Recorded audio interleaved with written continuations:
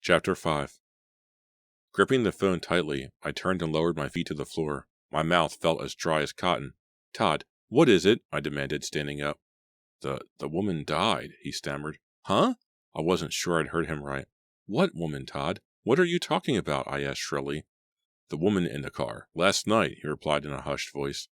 I can't really talk now, Natalie. My mama's around. I don't want her to hear." I cleared my throat again. My head was spinning. The morning sun poured in through my bedroom window, but I suddenly felt cold all over. I turned to the wall, trembling.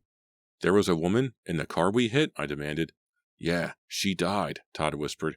"It's really bad news, Natalie. It's on the radio and in the Morning Beacon. They're saying she was killed by a hit-and-run driver." "Oh!" I uttered a horrified gasp and nearly dropped the phone. "Are you sure it's the same car?" I managed to choke out.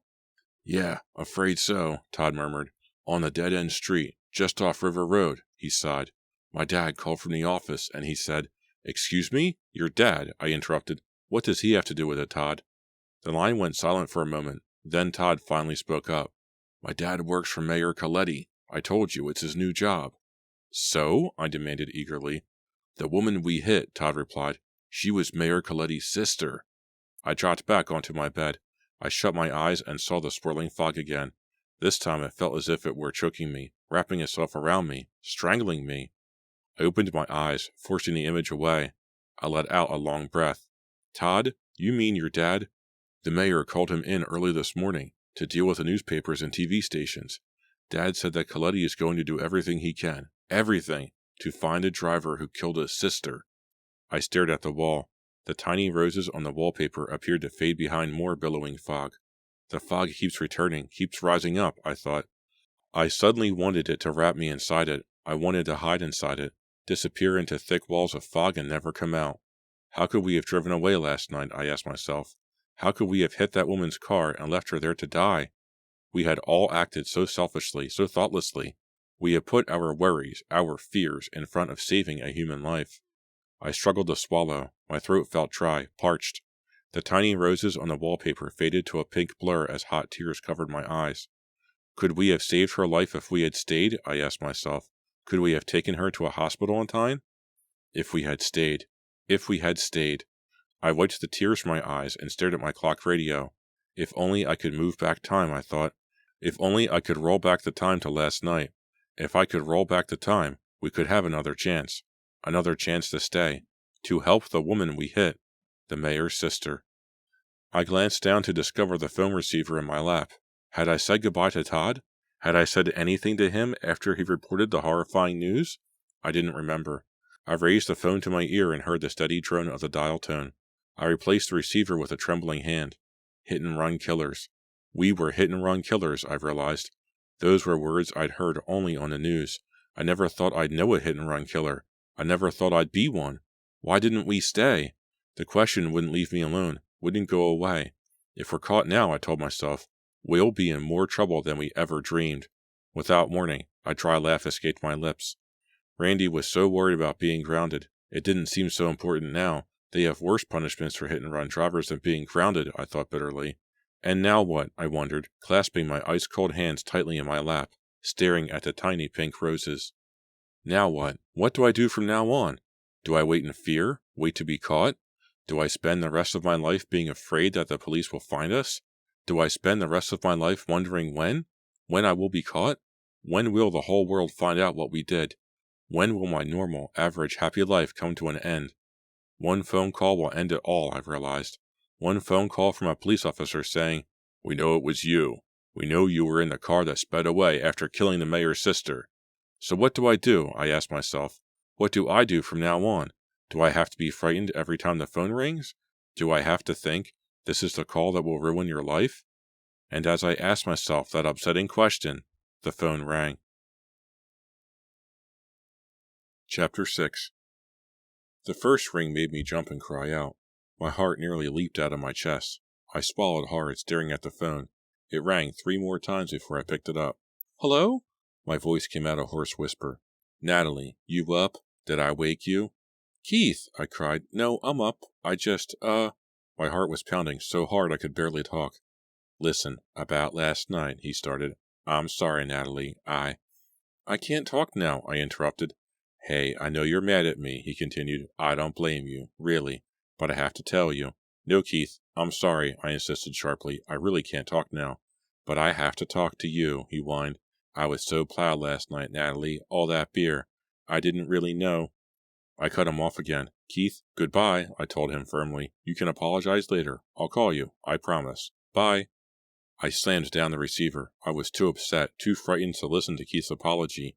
It was always the same with him. He'd do something stupid, something really crazy. He'd get me so angry I just wanted to run away or break up with him for good. Then he'd call first thing the next morning and put on his little boy voice and apologize 100 times, until I promised not to be mad. This morning I wasn't in the mood. The 5 of us met that afternoon in Shadyside Park behind our high school. It was a sunny, cold Saturday.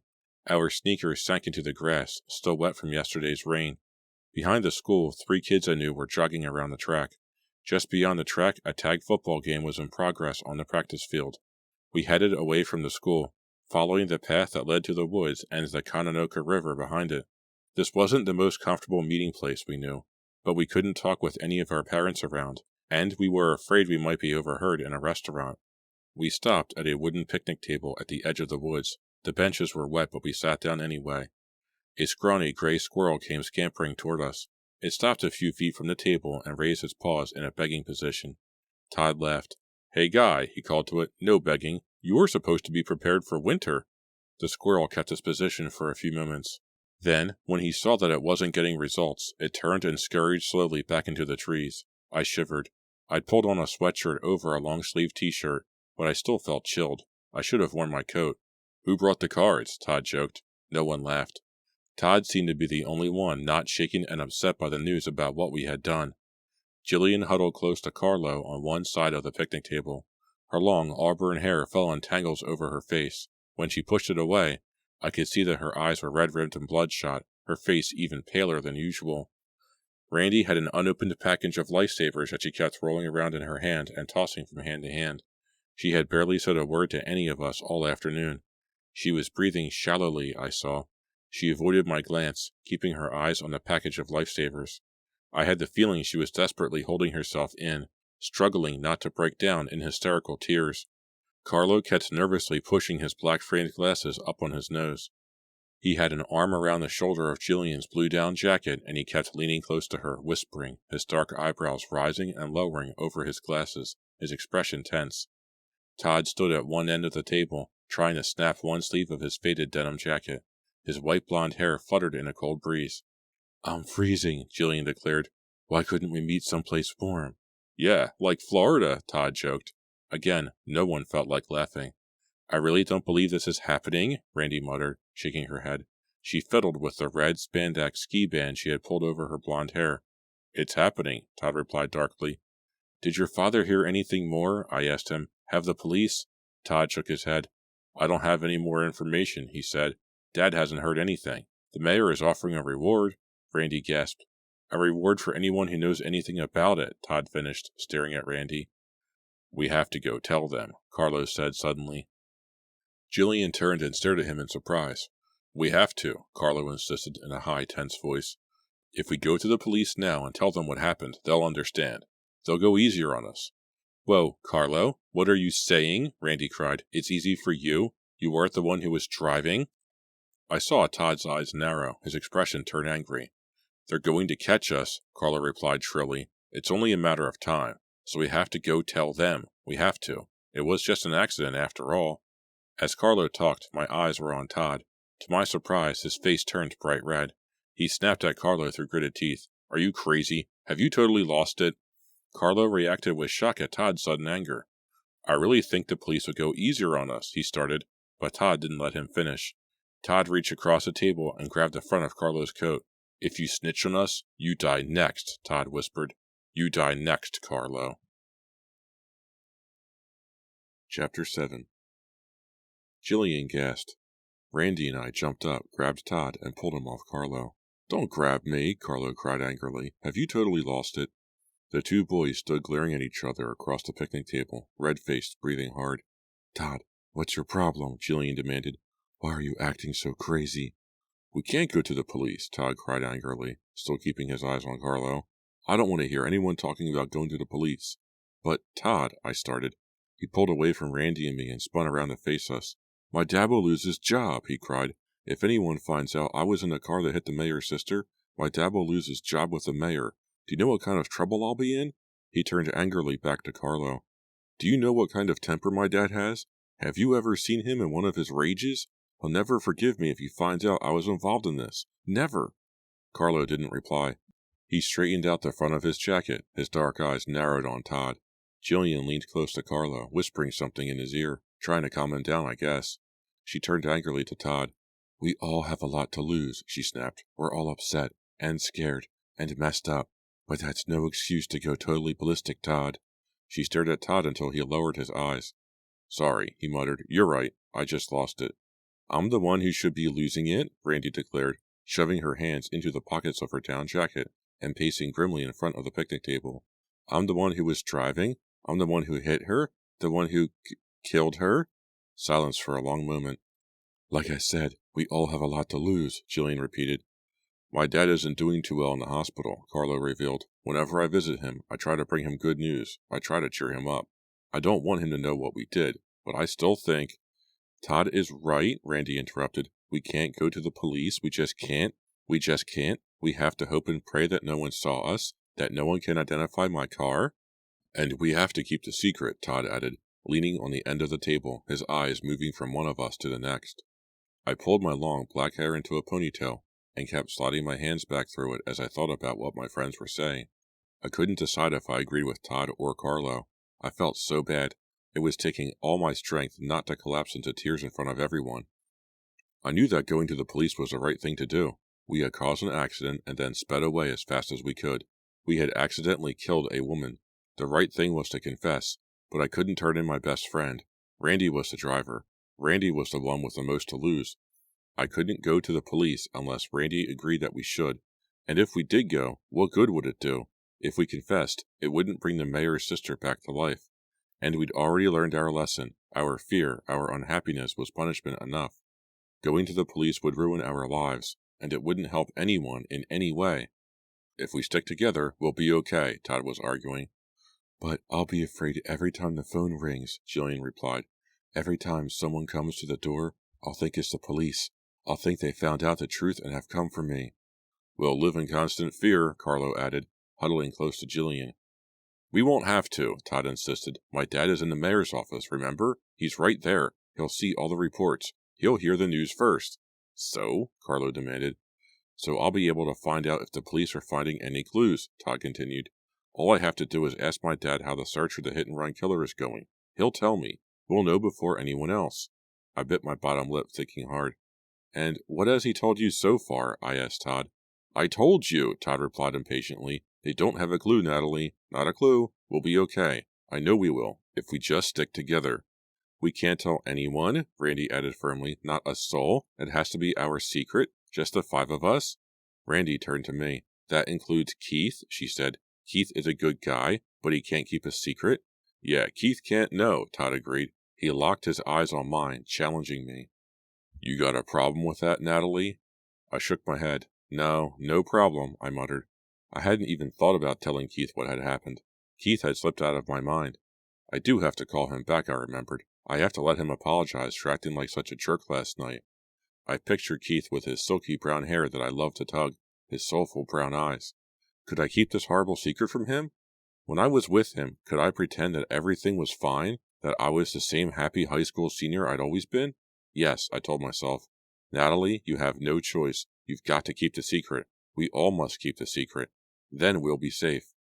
Todd pushed himself away from the table. I caught a cold glimmer of excitement in his pale eyes. Let's take a vow, he said solemnly. Huh? Excuse me, Carlo demanded. Let's take a vow, Todd repeated impatiently. You know, a vow of secrecy. Backing over the wet grass, he motioned with both hands. Come on, form a circle, everybody. I hung back, watching the others. Randy stepped away from the table to join Todd. Jillian and Carlo hesitated, their expressions tense and uncertain. A strong gust of wind made the trees whisper and shake. Feeling a sharp chill, I wrapped my arms around my chest and started to move toward Todd. I suddenly felt as if a strange force were pulling me. A force stronger than me, stronger than all of us, was pulling us into a circle, pulling us together in this cold clearing by the woods to take our secret vow. The wind blew harder as Randy, Todd, and I waited for Jillian and Carlo to join us. We joined hands. Randy squeezed my left hand hard. Carlo's hand felt so cold, so wet and cold, grasping my right. We stood awkwardly in a circle, staring at one another, our expressions solemn. No one spoke. The only sound was the rush of wind through the trees. Todd broke the silence in a low, serious voice. "We all swear to keep the secret," he said. Such a simple vow, such a simple promise. Holding my friend's hands, gazing from one to the other around the circle, I had no idea of the horror that vow would bring.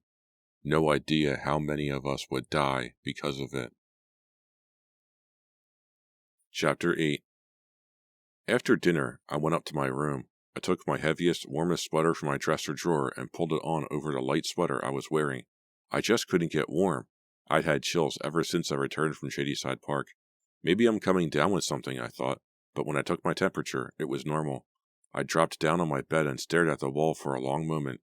Great Saturday night, I thought bitterly. Maybe I should do some homework. That would make it perfect. Keith had called again earlier that afternoon while I was with the others. He left a message on the answering machine saying to call him as soon as I got in, that he really wanted to talk to me. I know, I thought, sighing. You want to apologize so things can go back to normal. I held in a sob. Things are never going to be normal again, I thought. Never. I didn't call him back. Now it was 7:30. The sky was an inky black outside my window. Black as death, I thought grimly. I stood up and crossed the room to my small desk. It's actually a kid's desk, but it was the only one we could find to fit into my tiny room. I'll write a poem, I decided. It will give me something else to think about, something to distract me. I have been writing poems about each month of the year, sort of free verse impressions of the month. I was going up to May. Spring, I thought. Green leaves, soft, warm air. I let out a long sigh. May was a long way away. Winter had just begun, and already I was shivering and cold. I lowered myself to the desk chair and scooted my legs under the low desk. Then I pulled out my writing pad and a couple of pencils from the drawer. I had just written May at the top of the first blank page when Mom came into the room. She carried a bundle of neatly folded, just-washed clothes in her arms. She dropped them on the bed and turned to me. "Staying home tonight?" I nodded. "Yeah, I had an idea for a poem," I told her, twirling the pencil between my fingers. "Put these away, okay?" She motioned to the pile of clothes. "After you write your poem, I mean." Mom and I look a lot alike. We both have straight black hair and pale white skin. We both have blue eyes. And we're both kind of short and kind of skinny. She crossed the room and put a hand tenderly on my shoulder as she gazed down at my notebook. "May," she read. "Well, that's a very poetic start." "Ha ha, very funny," I said, rolling my eyes. "How was the party last night?" she asked, running her hand through my hair. The question caught me by surprise. "Not great," I replied honestly. "Not great?" She waited for me to continue. "Some boys from another school had some six-packs out in the garage," I told her. "It all got a little too crowded and crazy." She continued to play with my hair, the way she had when I was a little girl. I suddenly felt so sad, like I wanted to be a little girl again, like I wanted to crawl into her lap and cuddle close to her, and tell her the whole horrible story. Luckily, she removed her fingers from my hair and stepped away, and the feeling passed. "Where's Keith tonight?" she asked, heading for the door. "I don't know," I replied with a shrug. I turned back to my poem. She stopped in the doorway. "He left a message for you on the machine. Did you call him back?" "Not yet," I replied curtly. "Did you and Keith?" Her voice trailed off. I had her well trained. She knew better than to ask personal questions. She knew it always made me angry. "I'll call him later," I said, trying to sound casual. I could feel her eyes on me, but I didn't turn around. After a few seconds, I heard her pad back down the stairs. I tried to concentrate on my poem, but I wasn't in a May mood. Far from it. I couldn't get the accident from my mind. It was nearly 24 hours later, and I still kept hearing the heavy crunch of our bumper against the other car. I saw the car bounce. In the glare of the headlights, I saw the woman's shadow slide across the back window, felt our car jolt, felt my neck snap, felt the pain all over again, felt the terror, the cold terror, heard the squeal of tires as our car skidded over the wet pavement, then roared away. "Oh, stop it, Natalie," I cried out loud. "Stop it!" I shoved my poetry notebook back in the desk drawer. There was no way I could write a lovely little spring poem tonight. No way. I climbed up from the low desk, turned to the bedroom door, and froze. Keith stood in the doorway, both hands against the frame, his dark eyes locked on mine. How long have you been standing there? I stammered. He took a step into the room. I just got here, Natalie. Your mom let me in. Well, what do you want? I asked coldly, folding my arms in front of me. We have to talk, he said. I want to. No, please, Keith, I pleaded. Not tonight, okay? I'm not feeling too well, and... No, he insisted sharply. We have to talk now.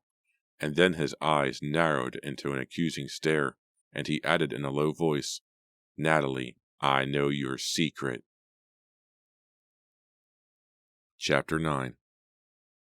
I felt a cold stab of pain in my chest, as if someone had shoved an icicle into my heart. I gasped. What did you say? Keith continued to stare accusingly at me. I know your secret, he repeated.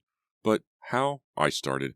You want to dump me, don't you? He accused. That's your secret wish. You want to dump me and go out with Todd. I almost burst out laughing. I was so relieved that he didn't know our horrible secret. Keith, I uttered, you're wrong. You're totally wrong. I jumped up and threw my arms around him. We stood in the middle of the room, hugging. I pressed my cheek hard against his. It felt so good. I never wanted to let go. But when I finally backed away, I caught the confusion on his face. Is something wrong? He asked, his dark eyes studying me. I was breathing hard. My heart was fluttering, like a butterfly. I suddenly felt as delicate as a butterfly, as delicate and vulnerable. An image of a crushed butterfly, its wings crumpled and torn, flashed into my mind. I shook the image away. No, I'm fine, I managed to choke out. I took a deep breath. And I'm not interested in that big jock Todd, I told Keith. What made you think that I was? You went home with him last night, Keith replied, turning his eyes to the window. I laughed. I did not, I cried, giving Keith a playful shove. I went home with Randy, only because you were too wrecked to drive. I saw you talking with Todd at the party, Keith insisted. Then I saw you leave with him. That's a lie, I said. I didn't leave with him. He left with us. Keith started to say more, but I pressed my hand over his mouth. Listen, Keith, I'm not interested in Todd, okay? If you want to know the truth, I'm a little afraid of him. Huh? Keith reacted with surprise. Afraid. He's such a truck, I said, and I think he has a real mean streak. I've known Todd all my life, Keith replied. I don't think he's too scary. He swept a hand tensely through his wavy brown hair. Listen, Natalie, we've got to talk. I thought we just did, I shot back. He frowned at me. He stopped. His eyes burned into mine. I could see that he was thinking hard. I had a strong desire to tell him about last night, to tell him everything. It was so hard to hold it in. It was all I could think about. I was obsessed. How could I not tell Keith? Then I remembered our solemn vow in the park, holding hands, promising not to tell anyone, to keep the secret, forever. If Keith stays, I'll break the vow, I realized. If he stays, I'll tell him what happened. I wouldn't be able to stop myself, I knew. It was all too fresh in my mind, still so painful, so upsetting. I can't talk now, I stammered. I really have to do this homework. I motioned to the desk. He gazed at me thoughtfully. Did he suspect that something was wrong? Really wrong? Bye. You're out of here, I said, trying to sound casual and light. I gave him a shove toward the door. Whoa! He grabbed my hand and held them for a moment, still studying my face. Are you going to the lodge next Saturday? Excuse me? His question startled me. I had no idea what he was talking about. You know, the lodge. The one Carlo's uncle owns, Keith continued. Didn't Carlo invite you yet? I shook my head. Oh, sure, I just forgot about it. Carlo's Uncle George owned a huge old hunting lodge outside Vermeer Forest upstate. It was pretty run down and not very popular. One weekend every winter, Uncle George allowed Carlo to invite a bunch of friends up. I remember that last year it snowed and the whole area was really beautiful. We all had so much fun tramping through the woods. At night we roasted hot dogs and hamburgers and got very mellow drinking hot mulled cider. Not a bad weekend. Are you going to go next Saturday? I asked Keith. He shook his head unhappily. Can't. I have to go visit some cousins with my parents. Then maybe I won't go either, I said thoughtfully. No, you should go, Keith urged. You should definitely go. I narrowed my eyes at him. Huh? How come? Because your precious Toddy Waddy will be there, he exclaimed in disgusting baby talk. He burst out laughing. I gave him another push, then kissed him, a long, tender kiss, and sent him on his way. Later that night I called Todd. Any news? I asked. About, you know? He reacted angrily. Are you going to call me every hour for updates? He snapped. Whoa, hold on, Todd, I started to protest. Todd groaned. Give me a break, Natalie. Don't call me, okay? I can't really talk anyway. My brother and sister are around. My parents are in the next room. I just wondered if you heard anything, I said. If I hear anything at all, I'll let you know, he replied coldly. He hung up. I slammed down the phone angrily. What a pig, I cried out loud. I shook my head. How could Keith think that I had a thing for Todd? I really couldn't stand Todd. A few days later, I had even more reason to dislike Todd, and to be afraid of him.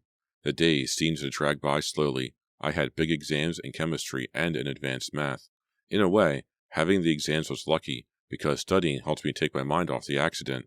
On Tuesday, Todd caught up to Randy and me outside the gym. After first making sure there was no one else around, he told us that the mayor was more determined than ever to find out who killed his sister.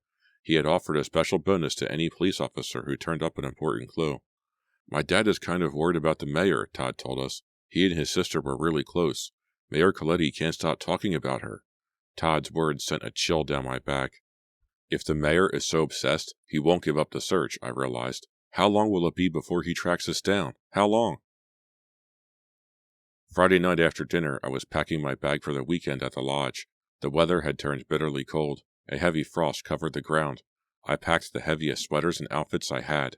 I remembered that Uncle George's lodge wasn't exactly the warmest place in the world. I kept changing my mind about whether or not I was looking forward to this weekend. I was disappointed that Keith wouldn't be there, but Randy and Jillian were coming, and I thought maybe a change of scenery would help us all forget our frightening secret.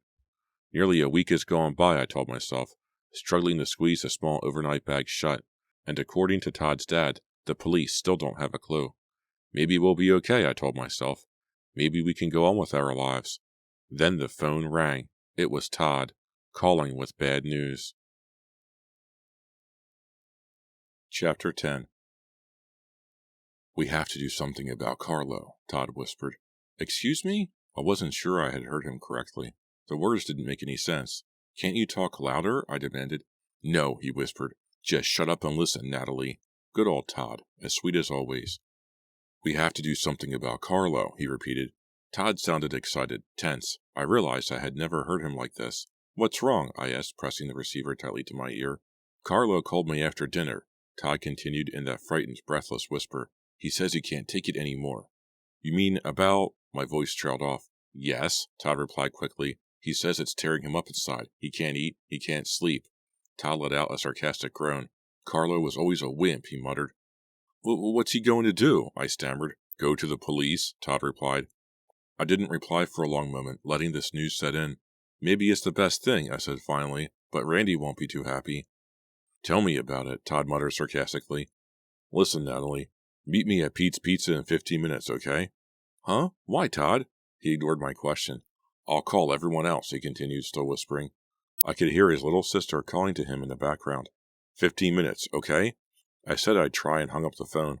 My whole body was trembling. I had just started to feel a little better, and now... There isn't much point in meeting, I told myself, brushing my hair with rapid nervous strokes. I pulled my red parka out of the closet and slipped into it. If Carlo feels he has to go to the police, there really isn't anything we can do about it, I thought with a long sigh. Maybe we should all go with him. I glanced my way down the stairs. Dad glanced up from his computer magazine and squinted at me from his armchair. Where are you going? Just meeting Randy at the mall, I told him. It wasn't exactly a lie. He glanced at his watch and frowned. I thought you were leaving early tomorrow morning for that hunting lodge. It won't take long, I said. Randy just needs a few last-minute things. He nodded and returned to his magazine. I could hear Mom humming to herself. I glimpsed her at the dining room table, working on the family photo album. She was about 2 years behind, I think. She had snapshots scattered everywhere. Such a nice, peaceful scene, I thought bitterly as I headed out into the cold. If they only knew. I was the last to arrive.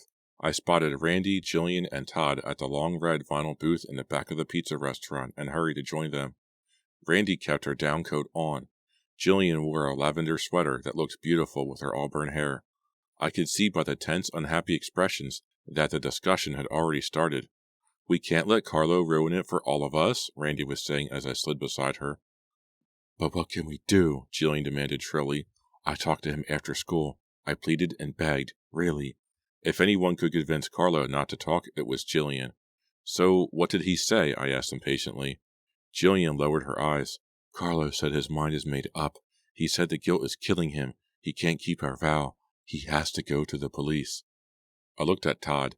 He hadn't said a word since I arrived. He sat across the table from me, spinning the pepper shaker between his hands. Finally, Todd raised his blue eyes. His face remained a blank, no expression at all. Maybe Carlo has to have an accident too, he said softly. All three of us gasped. I stared hard at Todd, trying to read his thoughts.